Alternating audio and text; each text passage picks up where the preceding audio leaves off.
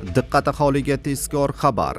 O'zbekistonda dollar yig'ib, dollar kursining baland bo'lishini kutib o'tirgan vatandoshlarimizga shoshilinch xabar. Tezda barcha xabardor bo'lsin. Assalomu alaykum hurmatli tomoshabinlar, tezkor yangiliklardan birinchilardan bo'lib xabardor bo'lishni istasangiz, video rolik ostiga like tugmachasini bosib, kanalimizga obuna bo'lishni unutmang. Like bosgan insonni Xudoyim doim qo'llasin. Diqqat qiling, Markaziy bank xorijiy valyutalarning o'zbek so'miga nisbatan 10-mart kuni amalda bo'ladigan yangi qiymatini e'lon qildi. Unga ko'ra, Rossiya rublining kursi 0.97 so'mga ko'tarilib, 145.62 so'mni tashkil etdi. Yevro kursi 103.72 so'mga oshib, 14.055 so'm bo'ldi.